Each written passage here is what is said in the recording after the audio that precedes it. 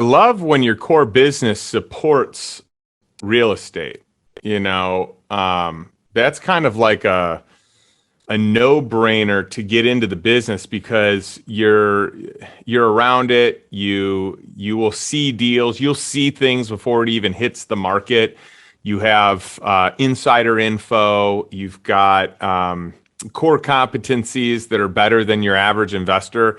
I mean, it's interesting because when you go to buy real estate, the hardest part of real estate is managing the real estate. It's not buying the real estate. So most of you, from the sounds of what you do for business, most of you already know the hardest thing. So all you got to do is find the deals.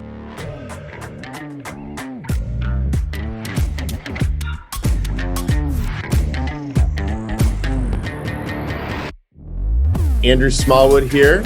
We just passed 2,000 downloads on that. I mean, it's amazing that a year ago, this did not exist. This was an idea on a piece of paper. It took a few months to get to 1,000, and then it took a few weeks to go from 1,000 to 2,000. It's really taken off, and we really appreciate all of you who are sharing these episodes, sharing it with other professional property managers. And our goal isn't to have the biggest or the largest audience. It's really just to have as many professional property managers that are going to get value out of this as possible, getting value out of this. But we appreciate you sharing that around. And it's just an exciting milestone. And then we'll get going. Justin, it's great to see you. Are you in Austin, Texas today? Are you home? I am, yeah, Austin, Texas. I'm in my little podcast studio. I got a bunch of sessions I'm doing today, and I'm excited. I always look forward to spending time with people live because a lot of what I do is one-on-one, podcast style. So this is really fun for me. Yeah, that's awesome. All right, well, you just heard it. Home is Austin, Texas for Justin Donald, and I first met Justin, I want to say probably something like 13 years ago, somewhere in that neighborhood. We worked in a previous company together. Some of you know the Cutco organization because there's some folks at Second Nature who have history and roots in the Cutco organization. And Justin Donald, I remember watching his sales training videos were basically the template for the entire company for years. And I would literally watch him do his 18 hours of sales training, like probably 10 or 11 times, so that I could pretend I was Justin Donald for a minute and try to get the results that Justin was getting.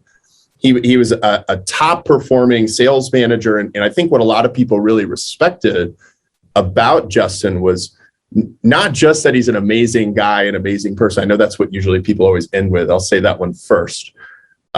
Not just his expertise in sales and in building a business, but in doing it in such a way where he was not just building a great business, he was building a great life. And that was something that people, I think, really respected. I know I respect a lot about Justin. And then I'm sure he'll talk today a little bit about his story of how he went from having a very high paying job by most people's standards to getting into an investor mindset and different ways of producing income. There's just a very different way of going about life, but he's really living life on his terms. And in the past couple of years, he's helped so many people do the same thing. We think it's just such a cool thing and not something you can hear, anywhere else. This is the best guy to talk about it. So we wanted to bring him in. Justin, fill it in, man. What else should people know about your backstory and how you got here before we dive in? Well, thanks for the kind intro. I should hang out here more often. Goodness sakes, you do a good job of building people up. Andrew, it's always a pleasure to get together. I still have such fond memories of the time that you came to visit me in St. Louis, and we got to talking bourbon at a high level, and I learned of your collection and desire to try finer things. And it's just been so great watching you grow as a leader and as an entrepreneur. So to everyone that's in this group, I just want to give a major shout out to Andrew and to the team here for everything that they're building. And I'm so glad I caught the beginning, because it's cool hearing how fast you're all growing and the success that you're having. And I just have to say, when you experience that, you stick around and you do your part to influence and affect that change, and you ride the wave with it. So I just think this is incredible. So I wanted to say that first and foremost. For me, I got started in a sales position, and then that became more of a management position, both under the banner of Cutco. And I was able to earn. So when I look at, kind of the way that I wanted to earn income, I wanted to earn it based on results. And I wanted it at first, the first job that I ever had was a commission job. This is way back in 7th grade when my parents told me I had to get a job because it's not the Bank of Donald. I've got to go get my own money. And I wanted more money than, my allowance would allow for. And so I got this job selling newspaper subscriptions, and I was horrible at it. I mean, I would go through days. I mean, this is like from the time school is done until, people probably wouldn't do this now, but back then, it was like 4 o'clock to 9 o'clock where we're out trying to sell newspaper subscriptions. And then on the weekends, and I would come back from like a whole week of sales where you only make commission, and I made no money. I made no sales. I was just really not good at the beginning. But I worked hard and I became good at it with, intention and with discipline and with just learning to, work with people and not take things personally. And so when I worked with Cutco, I had a little bit of that foundation where I didn't take as much personally. When someone didn't want to do something, it wasn't like, oh, they don't like me. It was more, hey, they're saying no to this circumstance or to this set of facts. And that was very helpful for me. But I liked the fact that I could work harder, I could make more. And I liked the fact that I could be super aggressive with my savings. So for me, as my income grew, my lifestyle did not. I kept my lifestyle a good lifestyle. I wasn't wanting for anything, but every time my income grew, I just increased my savings goals. And then I was able to accumulate some cash to be able to invest in real estate. And I just knew at some point in time, I wanted to get to the point that I stopped trading time for money. And it's not a bad thing to trade time for money if you love what it is that you do and you're gaining an incredible skill set while you do it. But I just wanted it to be more on my terms, that I was working the schedule I wanted, when I wanted, earning what I felt was reasonable for the time that I'm investing. But moreover than anything, I just wanted to own my time so I could really focus on the things I'm most passionate about, the people and whatever project it might be at that time. So I was on a mission to buy my time back. And that's why I started buying assets that produced income so that I wasn't relying on my time to solve for life's needs. So that's kind of the short story of it. Most everything I've done, I've been horrible at it until I gave myself the time and the space to figure it out and actually become good at it. But very few things I was good overnight. Man, that's great. Thanks for filling in a little bit of how you got to where you are. I want to go one step further before we get into a couple of the questions that I know we prepped for today, Justin, which is, I remember seeing Entrepreneur Magazine calling you the Warren Buffett of lifestyle investing. And, that's a big claim from a credible source. And obviously we've got a bunch of mutual friends who I think we both hold in very high regard, that really trust you and have learned so much from you. We've had David Osborne actually on a few months ago, and a lot of people were big fans of what he had to share. I know you just mentioned getting started in real estate investing. We'll talk about that. But could you lay out for folks who aren't familiar with your book and your work that you've done in the recent years, hey, you went from a job investing, but now there's this thing called lifestyle investing. What is that, and why are people kind of giving you the accolades as the person to really talk to about that? Well, first of all, it's a very flattering article, and it's a lot to live up to. So don't in any way, shape, or form compare me to Warren Buffett, or I will let you down. But it's funny. I actually just shared a stage last week with David Osborne, and we did a panel at Cody Sanchez's Contrarian Thinking conference. And it was just a lot of fun. I love David. He's a dear friend of mine. We've been able to kind of get to where we are differently. And I love that there are different ways to do it. So it's not like you have to follow this one path, because if you follow it perfectly and you do everything you're supposed to do on this exact schedule and blueprint, you're going to get there. It's not that. There's so many different ways to get there. And David's way is very unique, and I think it's very replicable. I think my way is as well.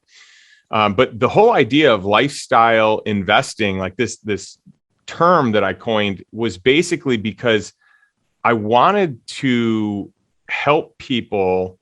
I was trying to sum up what it is that I'm most passionate about. And what it is living life on my terms and living life by design. I feel like most of the people that I knew growing up, most of the people that were in my world for many of the years of my life, lived life on autopilot. And they just showed up. They showed up, they responded, they reacted. They were on someone else's terms, someone else's schedule. There's so many people that didn't even like what they did for work, but they just kept doing it anyway because it was safe, or it was easy, or it was comfortable. It was a known thing versus the fear of the unknown. And so what I wanted to do is I wanted to help people have this idea of proactively creating the life that they desire. So instead of this is probably another great way of explaining it. When I ask someone, so I have a handful of coaching clients, and I have a number of people in my mastermind, and I often will ask when I first meet someone, what is your ideal life? What does that look like? And 99 out of 100 times, people tell me, well, here's what I don't want. I don't want this. I don't like that. It is so rare to have someone that actually knows what they want as opposed to what they don't want. So that one is always a bit mind-boggling to me. I think most people are used to or are conditioned to living life on other people's terms. And so my goal with being a lifestyle investor is, if you don't have to earn money from your time, then you can be very intentional with how you spend your time. And you can live a life that really fits what it is that you desire. And what I want is different from Andrew, is different from, everyone else on here.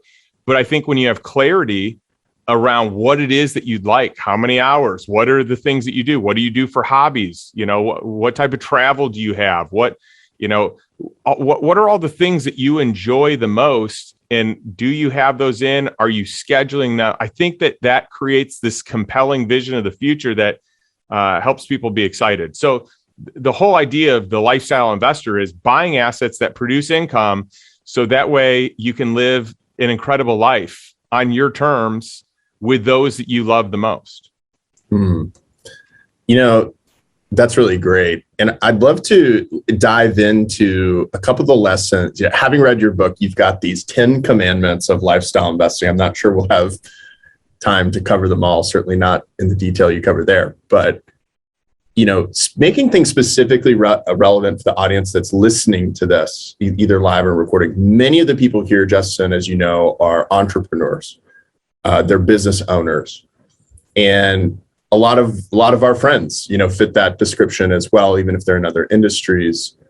And, what's one of the biggest things that you see entrepreneurs get tripped up in, or the risks, that they may be overlooking or not realizing that they're in by really dedicating and focusing on building their business? I think most entrepreneurs got to where they are based on a certain skill set, based on a certain mindset. And the skill set and mindset serves them very well until it doesn't. And so I think that when an entrepreneur kind of goes in their own lane to do their own thing, and people are like, oh, that's crazy, or, I would never do that. It's almost like you're becoming, the minority of the workforce by going into entrepreneurship. So now it's like you're on your own. And as you build your business, it can become lonelier and lonelier being at the top or being the person in charge. And I think that most people develop these success habits that need to be retired in order to scale to the next level. But because they did everything on their own originally, it's harder to ask for help. So, and to like kind of reinvent what that protocol might look like. So to me, that's it. An entrepreneur going on their own, there's so much independence in that. But I think that there still needs to be some sort of dependence on better information, up-to-date information, other people doing the same thing, the power of a peer group and having others that play the game of life and business at a higher level than you do, hiring coaches or mentors that do. And I think that, I want to honor every single person on this call because you're doing that. You're showing up to a mastermind, a group of like-minded individuals that are playing the game of life at a higher level than most, with the desire to play it even higher than they are today.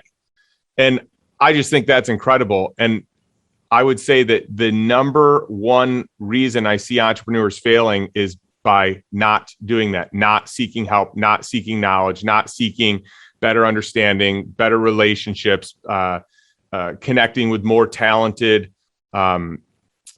entrepreneurs and people that have done the thing, not are talking the talk, but have already walked the talk that they then talk. Man, that's really great.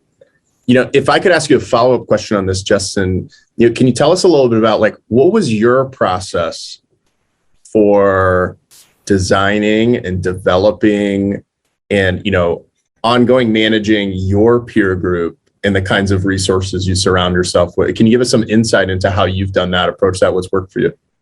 Sure. Yeah, Andrew, it's a great question. And I think it's an always changing type of way to do it for me. So at the beginning, I didn't have a peer group. And the only way that I could find access to people doing the things that I wanted to do was to read the books of those people that were doing it. That was all that I had in my network.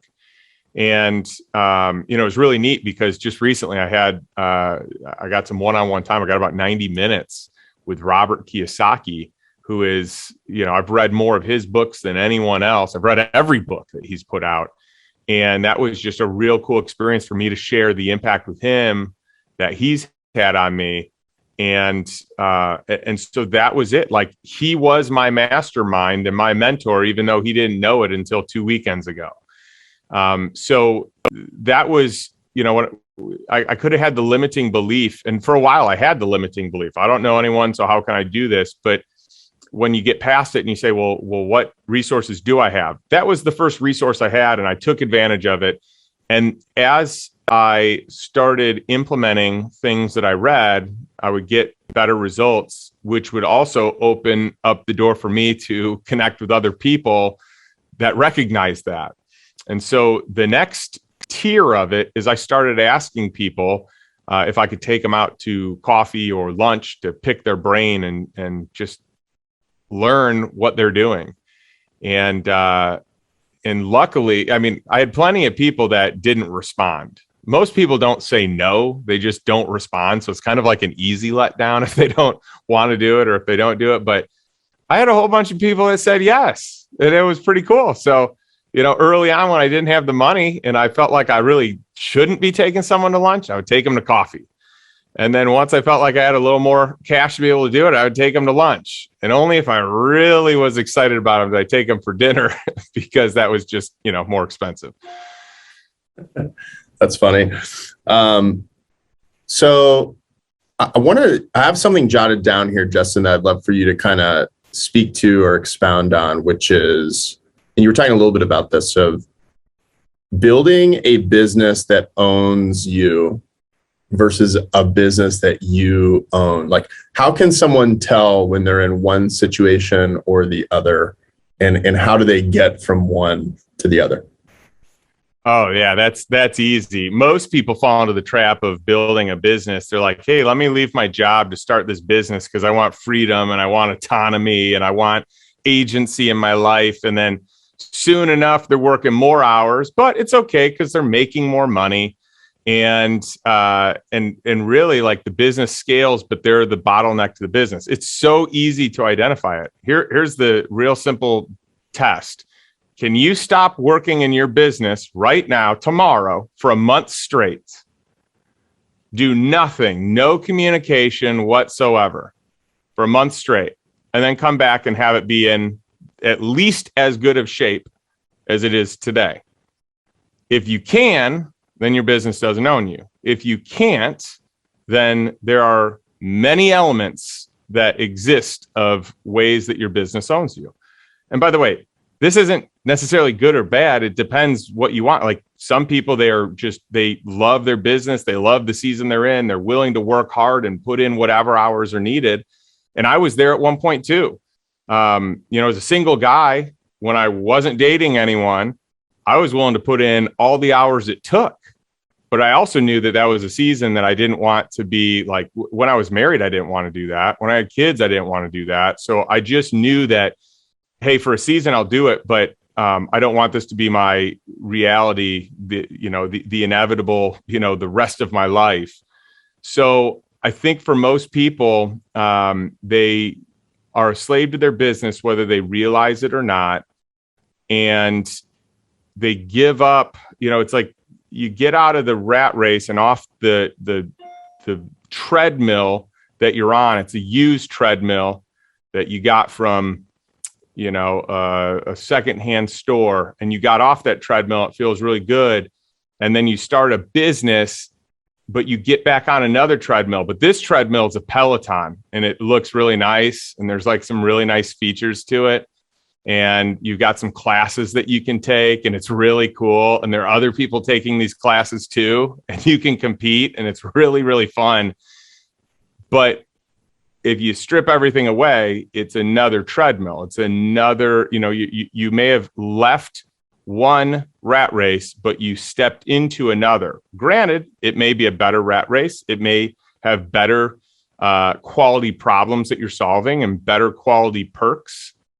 But at the end of the day, the goal for most people is to truly own their time and to be able to spend it how they want. And that doesn't mean that they wouldn't work, but it might be that they work 20 hours, not 60 hours. Yeah, that's really great. I'd love to see in the chat, actually, for those who are with us live, what's that answer to that question for you? If you were, and maybe some people have done this recently, they've taken long vacations, et cetera, or sabbaticals.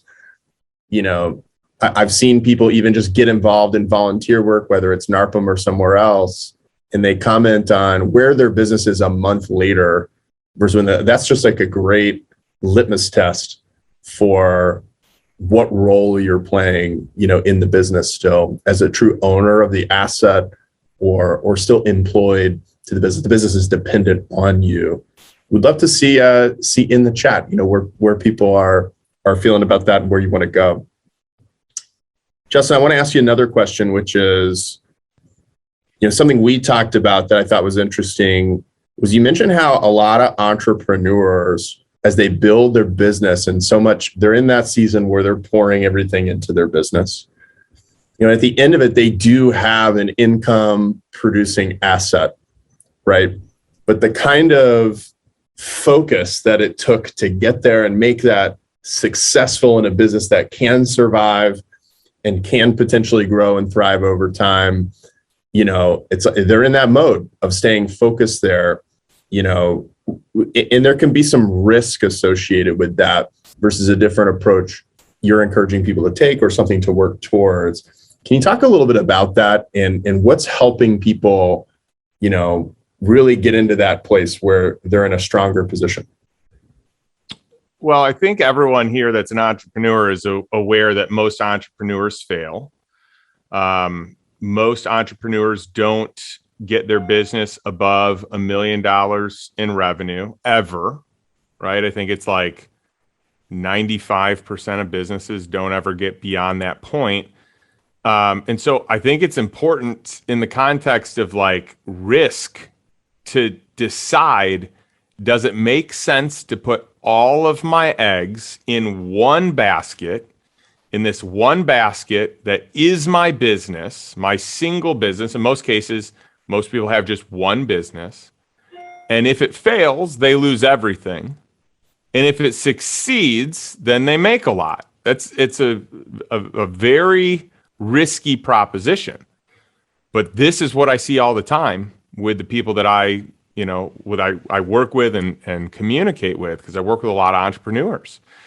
And I think the goal is, how do you take profit and invest it into other assets that produce additional income streams so that all the risk isn't inside of one company? And it's interesting because the experience that I get, that I've seen most commonly, is that entrepreneurs put all their assets, all their profit, pour all back in their business after whatever lifestyle they want. And as income grows, their lifestyle grows, but everything for the most part gets poured back in. And then you've got a smaller subset of these entrepreneurs that don't put everything back into the business, and they put a percentage into the stock market. So now at least they're diversified, but they're diversified in what I would consider two potentially risky and volatile assets. And then you've got like a third subset that's like, well, I'm an entrepreneur and I've been very successful, so now let me just put some money, into this company and that company because, I've got the Midas touch. Except that you don't usually know if one of those investments pays off or not for about 15 years, maybe longer. So you don't really know how well you did. And that's the riskiest way to invest: angel investing, seed round investing, where the odds of a company not making it are really good. So that is generally what I see with the people that I come in contact with. And I think diversifying out of your main business is great. But can you diversify out of it into really safe vehicles? Can you diversify into something that can't lose all of its, all of your money or all of the capital that you put into it? If you put a certain amount of dollars in a stock, that stock can go to zero. If you put a certain amount of money in real estate, for example, the odds of real estate going to zero are pretty low because you have an asset. And if it burns down and it's properly insured, you still have an asset, or you still have the compensation of that asset. So I think having some sort, like if you look at the most successful people from a financial standpoint, let's talk about the wealthiest people in the world, 50% of their portfolio, of their allocation, is in real estate and private equity. So, your business would count as private equity. A lot of people invest in other businesses around the same thing that they do because they have an expertise there.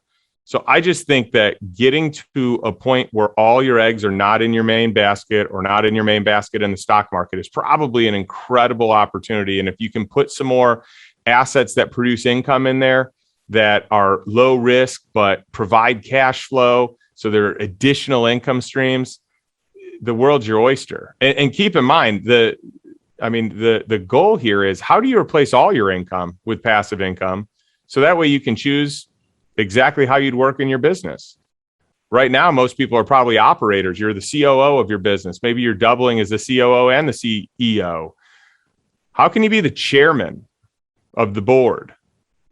And how can you kind of work on the business, not in the business?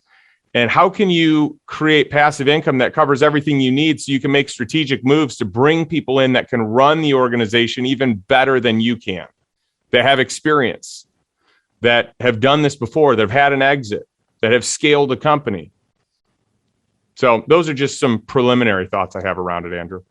Man, that's really great. And I'm seeing just great examples in the chat as we ask that question. Some inspiring stuff here of people realizing, hey, they were working themselves to the bone and, to the point of sickness, and realize can't do this anymore. Got to make a change. And love what you're sharing here, Justin, about the kind of thinking, it takes to start on that kind of path.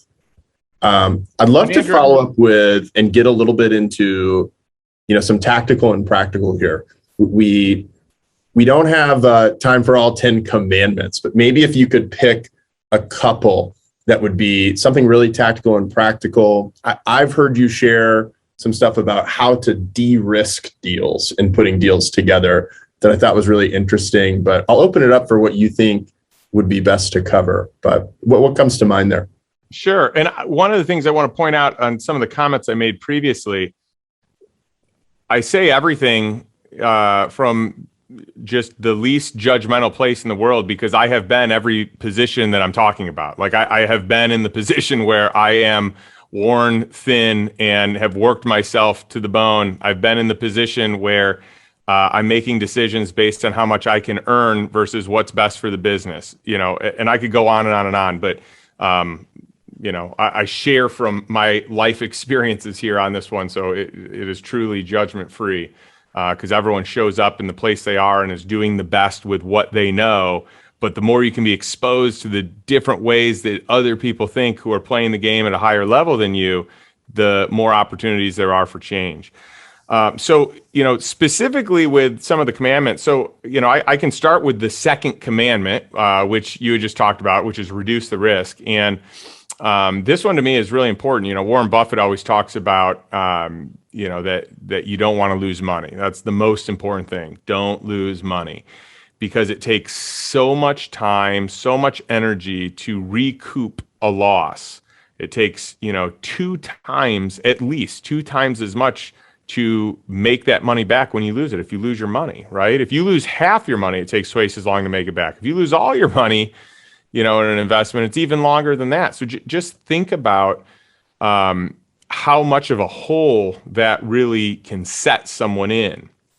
So when I invest, I like to set it up so that if things go bad, I don't lose all my money. Maybe I lose some, but hopefully I lose none and I just get my money back. And there are a lot of ways you can structure a deal to do that. One of the ways is with collateral. So if you invest or if you lend money and you want to ensure that you get it back, you collateralize that loan. You take assets that they own that you would gain possession of if that investment went bad. And you can collateralize assets that are worth twice as much, 5 times as much. And that is one way to kind of protect the downside, but still give yourself plenty of upside if the deal goes well. There are plenty of other ways that you can do it too. I mean, that's just one example. I've done other structures where I've invested in a company and I've set up an accelerated distribution schedule, meaning, let's say I put $100,000 into this company. Part of the way I can de-risk it is say, hey, for this investment or for this loan, I want, above and beyond the return or the equity that I get, I want to get paid back at a higher percentage than what the equity, would look like. So let's say I, invested in and got 5% of a company. Well, I could have the distribution schedule be that I can make 80% of the proceeds until I'm paid back. And then it goes back to what the cap table says for equity. So that would be just another example of de-risking the deal. Personal guarantees is another way. Getting stock in the company assigned to you or pledged to you should they, default on the terms of your agreement. There are a lot of different ways, but that is one commandment that I think is so important. And I put it at the beginning. It's only after commandment number 1, which is lifestyle first, investing in ways that support your lifestyle and don't take too much time. That's great. Hey, Justin, you mentioned you got your start kind of in real estate investing. I think that's very relevant to folks. I know people, it drummed up a lot of questions when David Osborne was sharing his approach to investing. And part of that is because people here, many of them are investors themselves or aspire to be and are uniquely positioned to be investors. They manage single family homes for the most part, some small multifamily properties. I know you've been involved in some different real estate asset classes as well. Like I think mobile home parks was a big part of what you were working on at one point. What would you share about your approach to real estate investing from the perspective of people who are in that or interested in getting that, and then also who serve clients, right? That they help manage their assets in their properties over time. That's their core business. Well, I love when your core business supports real estate. That's kind of like a no-brainer to get into the business because you're around it. You will see deals. You'll see things before it even hits the market. You have insider info. You've got core competencies that are better than your average investor. I mean, it's interesting because when you go to buy real estate, the hardest part of real estate is managing the real estate. It's not buying the real estate.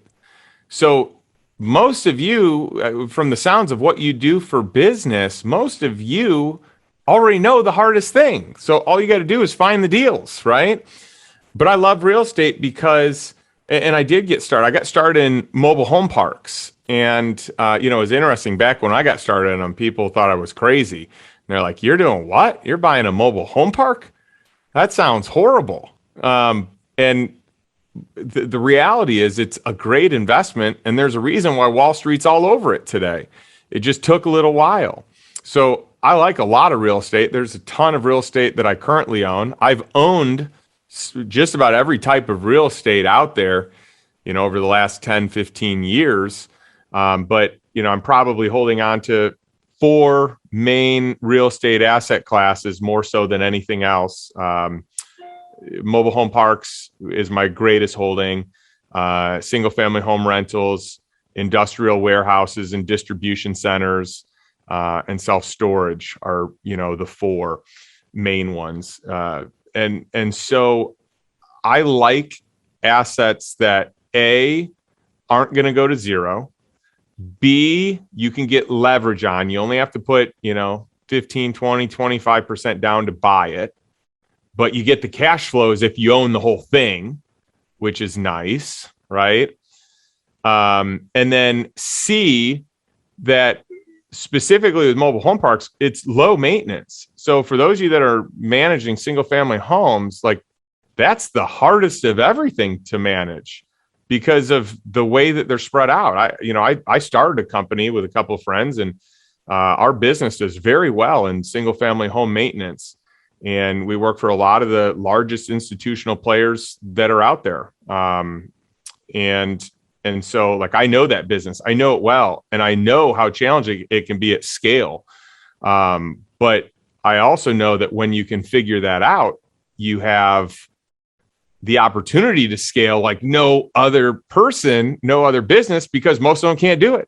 I mean, you generally win if you just respond to people in this line of work, which is incredible. I mean, talk about a low barrier to success. Can you just respond to people, keep them in the loop, and figure out how to get a team to manage multiple properties? You're going to be in business. So the opportunity to scale in this space is incredible. But with the inside info, I love real estate for anyone that, that has any, I mean, even if you had no experience, I love it. The fact that most of you have experience in this space, it's a no-brainer to me. And Justin, can you give us a sense of, for people who are less familiar with you, like how many deals have you done over the last, few years? And give us a sense that you just mentioned, hey, you're in 4 main different asset classes just within real estate. What does that look like as a part of your portfolio, and how many deals are you doing as a lifestyle investor? Yeah, my goal is to create a lot of diversification. So I really want to be in every asset class I can be in, Andrew. My goal is to just have exposure. So if the whole idea of being in indexes in the stock market is to have exposure to everything so that in good times and bad, you're a little more protected. I want to do that on the private side. I want to do that with alternative investments. So, in the last few years, in the last, in the last 5 years, I've done at least 200 deals. And it's all across the board. So we've talked a little bit about real estate. I do some senior secured debt, which I like. I've done debt, both on the real estate side, on the operating company side. I've invested specifically in operating companies with unique structures, maybe royalties, maybe rev shares, licensing agreements. I've done some IP. I've done e-commerce, cannabis, hemp, CBD. I invested in a dog training company at the beginning of COVID when I saw that everyone started buying dogs. Even all my friends that said they'd never buy a dog, bought a dog. And all my friends that said they'd never get another one, got another one. So I was like, all right, well, something's going on here. I know nothing about dogs. I've never owned a dog, but I bought a dog training company. And that has been a very fruitful investment. So to me, I'm really agnostic about like the industry, if it's sexy or unsexy. I don't care about that. Can I get a good return? What do the trends look like? I like looking at the trends that exist. So I hope that is helpful in the way that I kind of analyze deals. Like, to me, I want to invest in a way that I'm less likely to lose money, but in a way that is identifying future trends so that I can have big upside. That's great. And I think that just gives people an idea of your kind of experience and how many different, and I know the diligence that you do on these deals. It's hearing the stories. It's, it sounds intense to somebody like me who's earlier on and getting into this stuff. Justin, can you share a story or two of a couple of your more successful investments or some of your favorite deals that you've done in the past few years? What the outcomes were like for you, how you were thinking about it, how it turned out? Sure. I'll start really quick with mobile home parks just because that was how I got into investing in the first place. And the cash flow there was so strong that once it replaced my income, I had surplus that I needed to figure out what to do with. So it creates a problem. And, a lot of people would probably be like, oh, yeah, boo-hoo to you. You got a big problem. But it really is a problem to like have cash that you need to do something with, and it creates different, stresses and so it was interesting kind of transitioning from mobile home parks. And for a while I didn't transition because the returns were so good. So I would only invest if I could get a 20% cash on cash return. My first deal that I did was first one I did was a 36% cash on cash return, which is basically I made 36% on the dollars I put into the deal that first year. The second deal that I did was a 54% cash on cash return. And then this one was crazy. This is a total outlier. I've not been able to replicate this, but the third deal I did, I made 105% cash on cash return. So what that means is I made my down payment on one of my mobile home parks back in profit that same year.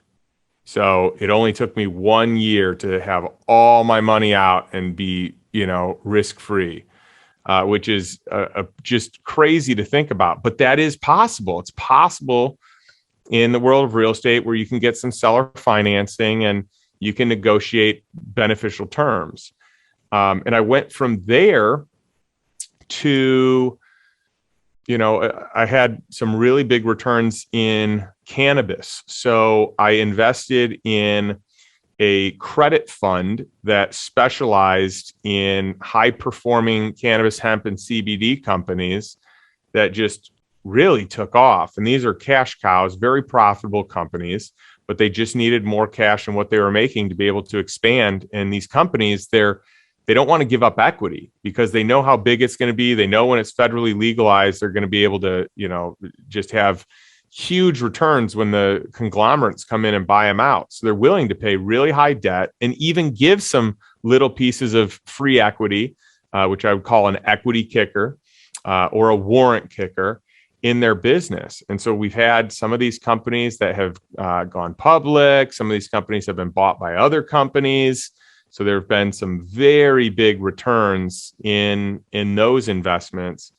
And so I really like it because it's one of the only times that, like, when you think about prohibition and the opportunity there, some of the most successful companies and people that were in at prohibition, like, it's been hard to penetrate that market because of how well all these people and companies did.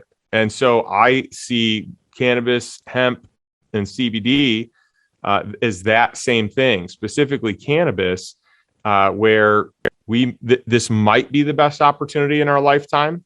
You could make the same argument about cryptocurrencies as well, that either of these could be the largest swing and shift that we'll ever experience. And then, a more recent transaction, I just sold my dog training company. It was called KC Dogs. It was out of Kansas City. It was spelled DAWGZ, KC Dogs. And we actually ended up having Patrick Mahomes train his dog in our studio, which is really cool. He's the quarterback of the Kansas City Chiefs. And that brand just really took off. So we made I only put $100,000 down to buy it.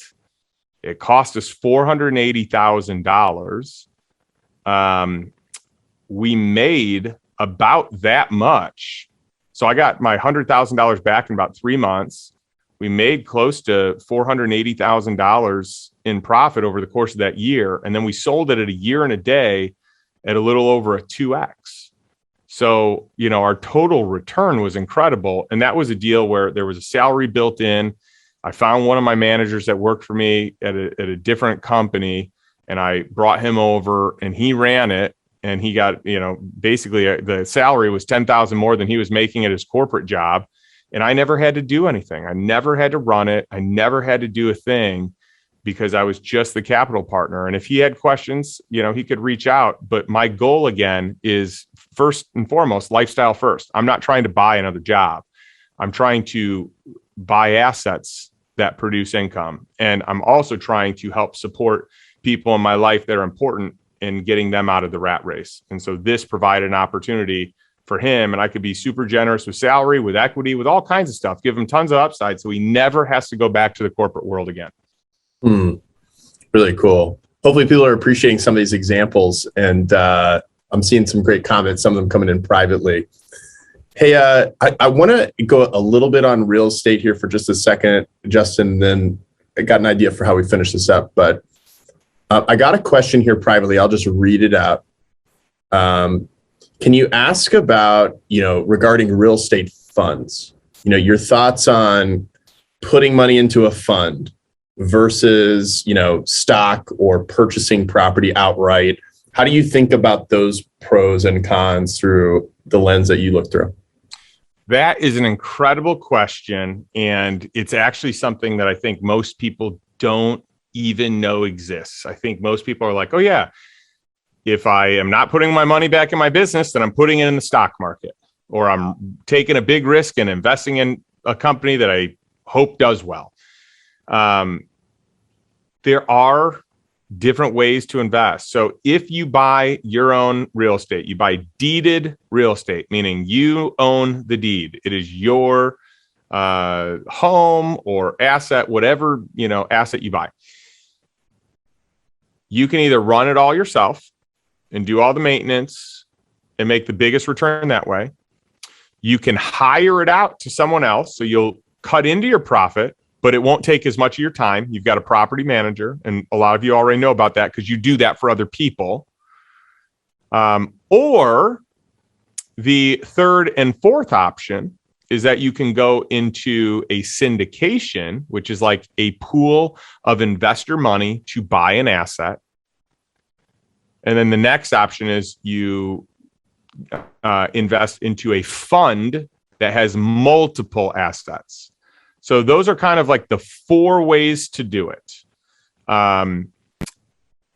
If you value your time and are okay, so like someone who wants to maybe get out of their corporate job, they don't like it, or you've got someone that they just need to make a huge return, they may value spending a little more time to make a bigger return. And in a season of my life, I did that. That was me. I bought them myself. I managed them myself. I felt like if I did that, I would be able to learn how to delegate it better. And then later, I was like, I'd never want to do that again. So I'm so happy and joyful to pay someone to do this. Like, this is I take great joy in finding someone great at this, where this can provide for their family and it doesn't have to involve my time. So that would be a property management company running your real estate. Or if you just want to take all the headache out of it, then you go syndication or you go fund. But here's the big thing about those. It's all about the track record. How long have they been in business? How long have they been doing it? What's their reputation? How many times have they failed? How many times have they failed in most recent history? By the way, anyone in the last 13, 14 years has done well. So you need a longer runway than that. Like you kind of, in order to fail in real estate in the last 13 years, you would have really had to make some just big mistakes. Like it is hard to fail in real estate in the last 13 years. Okay. And by the way, I apologize if anyone has, and if it was your first go about, then, you learned some hard lessons, but it's been such a good market for real estate. But what did it look like the 10 years prior to that? What did it look like, from 2000 to 2012, where you had two massive downturns in the economy? That is something that I would want to know if I were you. And then there are pros and cons to a fund versus a syndication. A syndication, you got all your money in one deal, and your success rides on that one asset. If it goes well, great. If it doesn't, well, then you're going to lose money or not get as good of a return, but you typically pay less fees. And then you might have even a higher split depending on what the deal looks like. A fund, you may pay higher fees, but it's less risk, because if one deal goes bad, you got 10, 15, 20 others that help prop up the returns. So I think that if you care about time and truly want to be passive, I think both of those are great avenues for it. But I think all four that I mentioned work, and it's all about where you are in life today. That's great. Hopefully that answers your question for those of you who were submitting that in. That's great. Here's how I want to start to bring this home, Justin. You've got something called the freedom formula, which you haven't covered explicitly, and you have talked a lot about living a life by design versus default and what's there. Could you talk a little bit about the freedom formula and how people here can apply that? Yeah, that's a great question, Andrew. I think with the freedom formula, it really starts first and foremost, what do you want your life to look like? How much do you want to work? What do you want to do? What are the hobbies that you want in your life? What are the things that you enjoy doing, whether you're paid or not paid?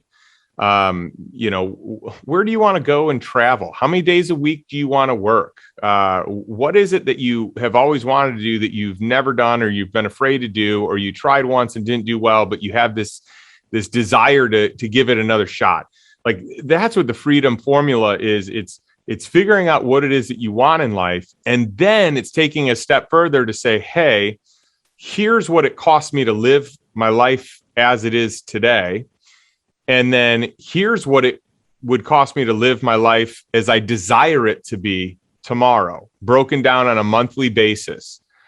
Because if you can create the cash flow to cover that, then you don't have to wait till retirement. So many people, they want to do this nest egg approach. And it's like, hey, let me put all my money in the stock market and, hope that it works out well. And at the time I retire, that, the economy is in a good place and, that I can live off the interest. And unfortunately, most of the time that doesn't work. And so people wait and they try this approach, but don't find out until much later in life that they're going to run out of money. And I just think it's better to figure out how to cover your life today so you can have an amazing life today, not in 10, 20, 30, 40, 50 years from now when you decide to quote unquote retire. What if you just had a killer life today and you worked a schedule that you loved, that was sustainable in a way that you didn't ever want to retire? You just were able to keep doing the thing that you enjoyed doing because you never got burnt out. Or maybe you're doing something that does burn you out and you can transition to something that won't burn you out. I think for most people, I mean, for anyone on this call, you'll probably be bored to death in a month to 2 months if you truly retire. So this whole idea of retirement, I think, is pretty outdated. So how do you find the things that you're passionate about today, and how can you get that to work in a way that is beneficial to you today and in the future? And that's great. And if I could ask you, Justin, the people here, their core business, their core client, right? They serve a couple different folks here, right? There's a resident who's important, right? And it's their income that actually is the asset here, right? In the rentals. But the property investor, right? The owner of the single family home or the small apartment, duplex, what have you, townhome, what we notice is a lot of them don't think the way that you and David Osborne does, right? David's like, I'm going to be holding, I've got a great deal, I want to be holding it, full cycles. A lot of them are still trying to time the market. Is there a way of teaching this freedom formula to folks like that people could pass along in a way? Or if you were having conversations with people like that, how do you encourage more of this long-term and intentional thinking that guides decisions that are going to take people really where they want to go? Well, I just think that a relationship equals time spent. So if you are trying to share your thoughts when they're not welcome, they're just not going to be received. So how do you create like curiosity from, your clients where they want to hear what you have to say? I think that happens through being likable and through spending time and through asking it, instead of saying, here's what I do, it's more like, hey, would you be interested in hearing just another way of doing things or something that I learned from someone else?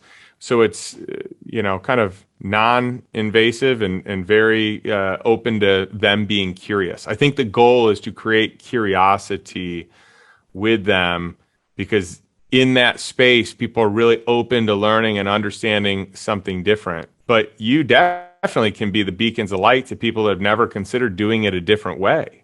There's no doubt about that. I mean, we've been able to do this with a lot of our clients in, what I'm assuming is a very similar business model to what you are all doing. That's great. And then, Justin, could you talk a little bit about what do you like specifically about, you got into SFR, what do you like about that asset class?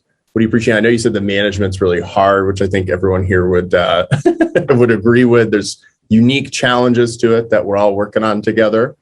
And it sounds like at one point maybe you were managing some of this yourself, but now you have a team. There's people you've hired, probably like people on this call. What do you look for in a professional manager of single family rentals? What's most important to you? Wow, lots of questions to unpack here. Let me see if I can do this justice, Andrew. So there are pros and cons to every asset class. There just are. Single family homes can be great, and they can also be a nightmare at the same time. But is it better than not having them? Probably not. I mean, I think that you're always looking to upgrade your problem. So how do you find a higher quality problem? Well, I think a higher quality problem is owning an asset than not owning an asset, even if you have, issues, AC went out, whatever, right? You got some issues. At scale, it is hard to manage, but when you figure out how to manage it, that's the secret sauce. So the whole reason that our company was able to scale and do some great things is because we went from like a service-based company to a technology company, all by building a proprietary software that allowed us to say, hey, we're a tech company, since that's a nice buzzword. And this proprietary software does things that other companies don't do. So we just got outside the box of what the norm is. And then we had some VC companies find interest in wanting to, invest in us. And it had nothing to do with anything except that we had a protocol that allowed us to scale outside of the people. And so I think systems, standard operating procedures like that's the key to scale. And that's what I look for. It's what I look for in my businesses. It's what I look for when I'm investing in another business. So to answer your question on like, how do you scale by processes. People can support that, but it's the process first and the people second, because you need the right people that are going to support the process. You got to figure out and kind of map out what that looks like. Now, in terms of ownership, single family homes on a long-term rental are a lot. I mean, if you own 1, 2, or 3 homes, it's a whole different ballgame than if you own 40 to 50. So at scale in the ownership game, the profits to me really kick in at about 40 homes. And until you're at that number, you're probably going to have much higher costs and much less profit. But keep in mind, you still own an asset that is continuing to appreciate as the dollar depreciates or is devalued every time that new money is printed. So it's still a good hedge, even if it's not cash flowing. I just like them to cash flow. On a short-term rental basis, you have more opportunity for profit, but there's more management, and you likely would want to find a company that is exceptional at it, that takes you out of working it. So I know some people that only do the short-term rental game, some people that do the long-term rental game. There's not a right or a wrong here. It's what is right for you.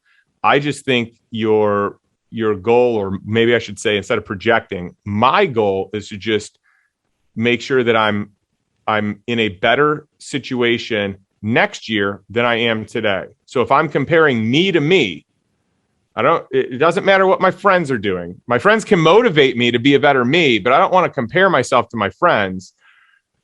So how can I the worst thing is to be stagnant and to be like at the same place as you were a year later. So how can I be a better version of myself today? Every way you look at it, how can my assets be better? How can my, investment opportunities be better? That's the goal, is just getting to be a little bit better than I am today. Cool. Very cool. All right, Justin, here's how I want to wrap it. We told folks, hey, we're going to have a survey at the beginning. We mentioned this at the end. Hang around if you're the live audience. And what we'd like to do is Second Nature's going to buy 10 books that we'll give away to folks who want it, and fill out the survey, give us some feedback, give you some feedback. Before we do though, I thought it would be important to mention that, Justin, I think your book, like 100% of the proceeds or some percentage of the proceeds goes to an organization. Is it Love Justice? Is that right? Yeah, Love Justice International. So my goal, so I have 2 goals. Number 1, I want to help educate people and teach financial freedom. And I think it's a mindset shift. That's it. It's once the mind shifts, everything changes. So it's not as like, hairy and audacious as you might think that it is. It is a mind shift game. And if I can teach people to think differently, I can feel really good about it. But that's financial freedom. Some people don't even have true human life freedom. And so I wanted all the proceeds of the book to go to Love Justice International. And they fight human trafficking in 17 countries around the world right now. Their last month, they rescued over 500 kids. And so this is like exciting and depressing at the same time. But if you think about it, I even feel bad like normalizing it and saying human trafficking. What I really should be saying is child sex slaving is happening in every state, in every country in the world. You might not think it's happening in the US. It's happening in every state inside the US right now as we speak. And so I just want to bring awareness to this incredible organization that's rescuing kids all across the globe and doing wonderful work. Well, I'm with you. It's disturbing that 500 people and more needed saving, right? And great that there's an organization here doing it. We're proud to support it, proud to support you and your support of it. And I'm sure people here appreciate, this is a generous bunch of folks here, and I'm sure they appreciate being aware of the cause and also that you're doing something about it. So I saw somebody also, it looks like Leanne also bought your book on Audible just now, Justin. But for everyone who hasn't bought it on Audible or wants an additional hard copy, we'll be giving those away in the survey. Right now, here's what Laura Mack is. Oh, go ahead, Justin. I was going to say, if you buy it on Audible, I didn't mention this, and I probably should have mentioned it. There is a glossary of terms. So if you buy the physical book, I have a glossary of every term I think you're ever going to hear that you can look up that is in total like English, layman's terms. Now, in the Audible, you may not realize it. So you can actually go to my website and you can download it. There will be a link, something in the book that it sends you there, but you could also go to justindonald.com. But it's a glossary that what I've heard from many people is kind of like their Bible for investing, and they look everything up according to that. So you may not know that if you get the Audible. That's great. Thanks for making us aware of the resource. Folks, here's what we're going to do with the time we have remaining. Justin, I just want to say thank you. If people would like to say thank you directly, you can drop that in the chat. We're about to put you into your digital roundtables to have some discussion of what your top takeaways were, what you're thinking about now that Justin has covered all of this, and what you can implement in your life and your business, what positive impacts you're anticipating. This is me just thought jogging, some great conversation you could have with some great people who are here today from across the industry. And Laura Mack's going to organize those breakout rooms. You'll see a blue button pop up, and you'll be magically transported to a conversation with 3, 4, 5, 6 other folks. It looks like we'll have about 10 to 12 minutes to do that. And then the survey link is dropping. We'll drop that again when you come back. We'll ask you to complete that. We'll call it a day here. Justin, I just want to personally say thank you so much, my friend, for being here, for sharing generously your wisdom, your gifts. It's really appreciated. Love what you shared. I've got a whole page worth of notes myself over here. Justin, the last thing I just want to say, I saved this for the last part, which is that some folks here don't know that we actually asked Justin to be on the board of the Front Row Foundation, which is an organization that many here are fans of and are aware of. And Justin stepped up. He's had a big impact every time we've asked him a question or asked for his expertise. He stepped up and answered that call. And we appreciate all the things you've accomplished in life, but what you have given and done for others is just so impressive. What I love most about you and appreciate about you, Justin. So just want to say that before we let you go today. Well, thank you very much. And it's really a privilege to get to work alongside you in that organization. It is an incredible organization. It's just an honor to be part of it. So thanks for, just organizing a group like this that is on the same page, willing, eager, excited for just more knowledge and more opportunities. It's very inspiring just seeing groups of people that carve time out of their busy schedules. And I know you all have busy schedules to focus on your learning, your growth, your education. So thanks for taking the time. Everybody, with that, can't wait to see you next time. Justin, thank you again, sir. Thank you, guys. Take care, everybody. That's all for this episode of The Triple Win. Thanks go out to Carol Housel and Jeff Tucker for everything they do to put these episodes together. And we want to remind everyone that you can find more resources, upcoming events, a link to our private Facebook group where the conversation continues in between these episodes with other professional property managers. All of that you can find at rbp.secondnature.com. Again, that's rbp.secondnature.com. And until next time, keep transforming what it means to be in professional property management by finding and applying your next triple win.